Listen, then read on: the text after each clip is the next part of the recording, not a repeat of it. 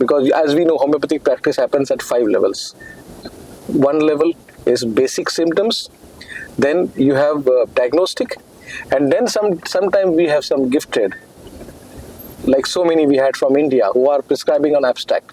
But the problem is people want to jump to abstract without doing the groundwork, because the guy who is presenting abstract has already done the groundwork. So maybe I would be very cautious with this abstract. I would be very cautious. Hello, this is Homeo Sapiens, right from Mumbai. My guest today is Dr. Shailendra Vishampayan, we all know. And we are in the car, we are driving Mumbai busy roads from Dr. Mehta's clinic to his clinic. And this is the perfect moment to ask him about homeopathy in Mumbai. Yeah. Because, this is like the second capital of homeopathy now in the world. It's very busy. Is it? Lot Okay. things are happening here. Which one is the first? Which one is the first? Yeah, this was a good question. I was thinking about the world capital of homeopathy. What would it be? And It was London once upon a time, yeah. or Philadelphia, but I which is would not say there now. Germany was the... Yeah? But now? But Germany, okay, the homeopathy started in Germany first. Yeah. Yes. Okay, but somehow homeopathy reached a very good soil in India. Yes. And I wonder all the time what makes India so homeopathy friendly. Is it Okay. the culture, or is it tradition? Is it the religion maybe? Or is it just because people are poor and some of them cannot afford other treatment? What is your point? So you have seen India now. Do you think people are poor here now? They were never poor, but one thing about India is sure, that India is a very interesting country. Indian people are very accommodative. Whenever anybody comes to India, people accept it wholeheartedly, and when they accept it, they use certain kind of ideas, they add their own ideas.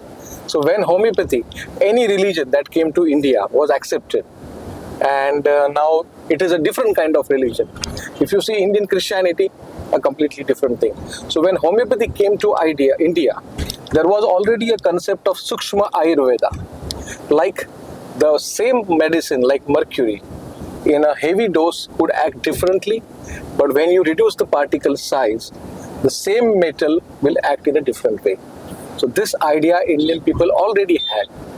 And in India, people always thought that the root cause of everything is stomach element, and physical, mental and spiritual health were part of our life.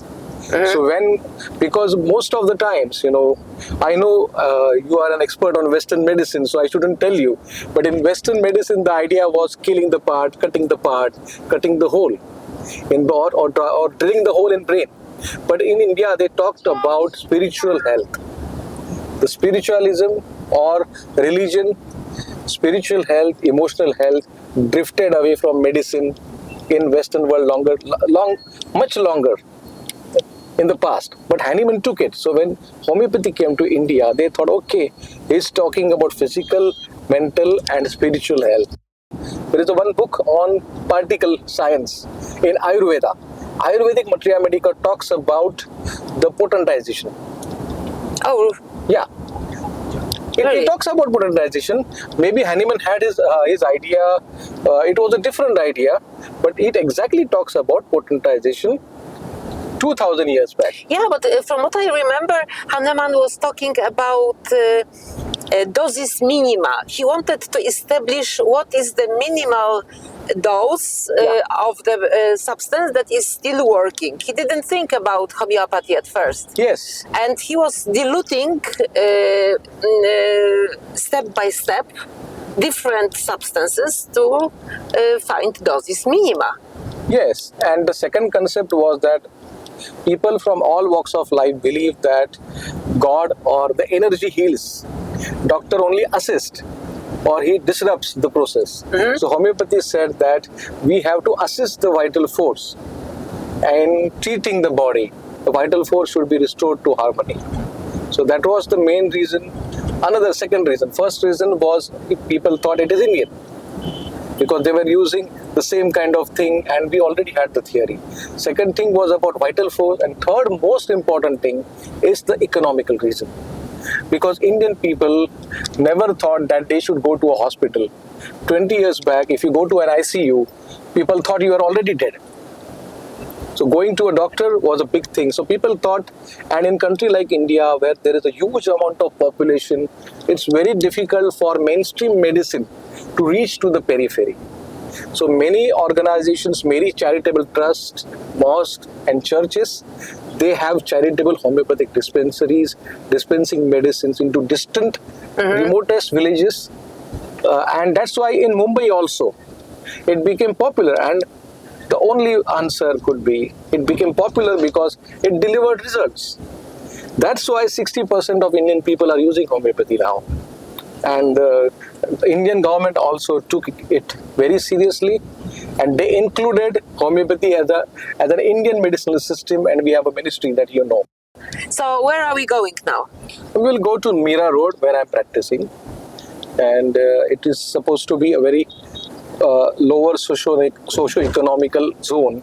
This area, you used to see many varieties of people, a very cosmopolitan area, and lots of illnesses. Very different kinds of illnesses because people from different part of the world or different part of the world, yes, because we had many Nigerians. As these guys are shooting, they are from Mira Road, so they knew. We had many people from Africa staying there. So it's like a cosmopolitan place. There was a lot of poverty, but there is not lot of crime, but non-educated people. But now the things are evolving. So once you practice in Mira Road, you can become an expert in epidemiology, infectious disease, even if you have done nothing in your college and you just cleared your examination at the mercy of your examiners. And if you come to Mira Road and if you want to survive, then you have to be an expert.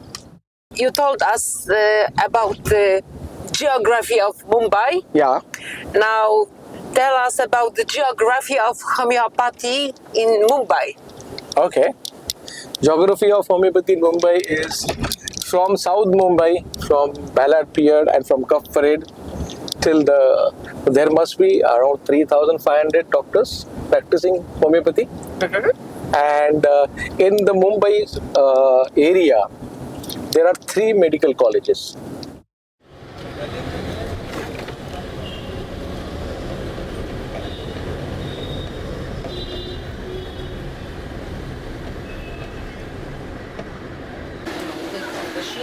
Come, complete, come. You could take the shoes? Shoes, yeah, you can wear. You can. No. No, beware. Doctors are allowed.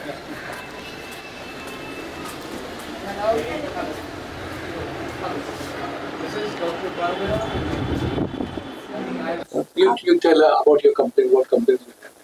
I have stiffness in my legs and drop legs and tightness in both legs and back weak. And now I can walk. Now she is Freely walking in- without any support. Yes, in walker. Otherwise, she used to come with 2 supports. Otherwise my mom had to touch my hand, give support. Okay, I myself tend to give remedy every day. It depends upon. This is my way I'll of. tell you, in such cases, the susceptibility is very poor because of many AKTs and diverse treatments. So sometimes a little bit higher dose could cause havoc, and then patient leave the treatment. So when you have poor susceptibility, although the patient is young, you repeat with cautious. If there is a tuberculosis syphilitic background, miasm, and you have SORA in the background, you prescribe. You can prescribe every day. Some patient will be aggravated, but it's not going to harm. It depends upon your perception of the potency. Thank you. Yeah, Thank you. maybe How is I'm happy Happy. your health is Well, improving. I was happy. I And then he came one day with fever, and she was falling down. And then we said, because something is not right, we prescribed her agaricus on that.